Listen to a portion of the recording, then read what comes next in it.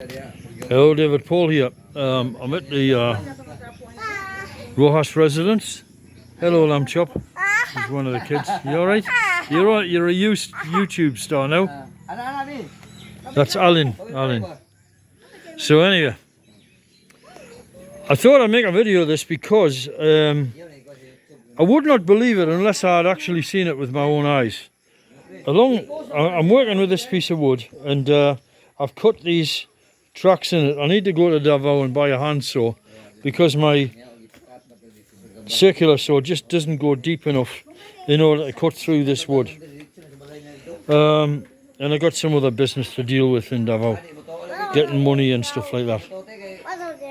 So what I noticed is I'm looking at this wood, and I'm using pins to mark out a piece of string which I'm running across, and then I put the straight rule beside it, and I draw a line and draw a line, draw a line, then cut it eventually. Alan wants to be in the video, don't you? You want to be in the video, don't you, Alan? So anyway, we're just having a beer here, and I notice there are little tufts of sawdust here and there. Now, along this entire length of wood, there are these little tufts of sawdust, and I've been brushing them off. And I have been using the pins in order to make a straight line. So some of the holes are due to me, but hang on a minute. They can't be due to me because they're obliterated by cutting it straight through. And I'm thinking, wow, what the hell is this? So if we look very carefully at some of these tufts there,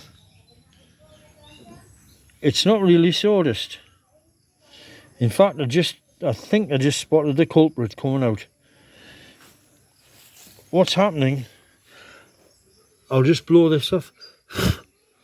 Look at that, a perfect dot hole there, and another one there, and some critter just came out.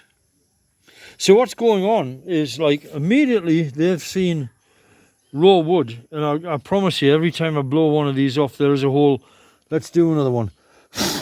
There's a hole underneath that one. So it's rather like a dartboard, you know, like somebody threw a dart. That's either woodworm or some kind of weird wasp, or God knows what it is that's drilling a hole. But I tell you what, he's bloody effective at doing his job. And if I don't get this under check pretty soon, this is all going to be eaten by the time next time I come back here. And this is the perennial problem of Bahay Kubo, wooden houses. So what do you do about that? One option is to shoshugi ban the wood, like, in other words, you burn the surface of the wood, and then along comes a wasp and tries to bite it and says, well, this is not wood. I don't know what the hell this is, and it doesn't want it. Or an alternative is to treat it with something. And everything I've seen people treat wood with here doesn't seem to work. So what we do here is we just choose ever more better wood to go into an arms race with all the critters that want to eat things. And one of these things in the arms race is a wood called tugas, which is like a teak substitute. And that pillar there is made of tugas. And it's been here, I don't know, maybe 10, 20, 15 years. But if you look at the bottom, it's rotten through. And if I go to the other beam across there, you'll see huge tracks where the termites are slowly chewing their way through. So I came up with a solution to this problem a while ago, but whether it's going to work and what it's going to feel like to live in such a thing, I don't know. There's a material which back in the day when I used to study chemistry, it's called calcium chloride, and it's what you call deliquescent. So calcium chloride, there's more tufts on that wood there. The rest of the wood over here doesn't seem much affected. I guess the guys are being busy over here. They'll move on to the rest of the wood later on. So this material, calcium chloride, is what you call deliquescent. You can get a pile of it, like it looks like grains of salt, which it is. It's a salt of calcium. rather like sodium chloride, except it's calcium chloride. You put it on a table and it will absorb moisture from the atmosphere, and it will absorb so much that it ultimately will dissolve itself in the salt. So this begs the question: how much salt could you, how much water could you suck out of the atmosphere? You might be really good for drying things, and yes, it is. It's used as a drying agent, and it's non-toxic. It's used in the food industry within limits. You know, obviously, if you start eating shovelfuls of it, I think you'll wreck your kidneys. So the solution, my solution, is to get some of this material in a solution, and it basically dissolves about its own volume. So if you got like a litre of this crystals and you let it absorb moisture from the atmosphere, it'll dissolve up an equivalent amount, and you'll end up with like 2 litres.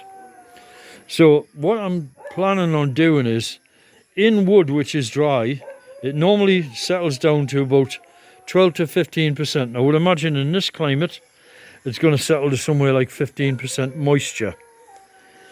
So what I'm going to do is I'm going to say 15% moisture. What is that equivalent to in water in terms of, so it's 15% of the total weight of the wood. Then say what is half of that, and take the half, or rather what is the equivalent in terms of the amount of calcium chloride it's able to dissolve that up, and then I'm going to paint the wood with it. Now the thing with calcium chloride, it has such an affinity for water that it will, wherever there's the opportunity for it to permeate the wood, it will do so. So if there's a pathway in, it'll take it and it'll permeate the entirety of the wood. So now you're going to get wood with a quantity, not saturated. You could go further if you wanted to, but I'm not going to do that. But a quantity of calcium chloride in it. So now what have I done? I've pickled the wood. The wood is now not very appetizing because any bacteria, fungus, or critter of any kind that tries to eat that wood is going to get a mouthful of salt, which is just beyond its capability to handle it. And I'll see to it that it's beyond its capability of handle it, because I'll set the molarity at the right level so that it just can't eat the stuff. So it'll come along, it'll take a mouthful, and it'll say, oh my God, this is too salty, and go. And this is how pickling works. So long as this is not overcast by rain or anything, which will wash it out, it should preserve this wood. There's also the option of using borate treatment, which I may do yet, especially if I can't get a hold of any calcium chloride. But to be honest, I want something that fully penetrates the wood, in which the calcium chloride should have the capability of doing that. And that's it. So I've got to get on this job fairly quick, otherwise by the time I get back to the Philippines, I'm going to have like a dartboard mess in my cabin, and it's looking beautiful, that. And I want it to stay looking beautiful. This here stain, by the way, there's a black stain there, and the reason that's there is because that iron construction was lying on it. If you ever see a piece of wood which turns black when it's touched with iron, steel, it's caused by a reaction between the steel and tannins in the wood, and notably in oak wood. So oak wood is terrible stuff. It's going to end up black one day, you know. I've seen pieces of oak furniture from 1700s and stuff, and they're absolutely jet black. So you do have the choice of actually just painting it with an iron salt and just turning the damn thing black altogether and being done with it, if it's not important or whatever. So anyway, that's the lowdown on these little critters, and they gotta go damn fast. So anyway, the first thing is build a house, and then worry about all this permeating it with salt, and that's that. So Jesus be with you.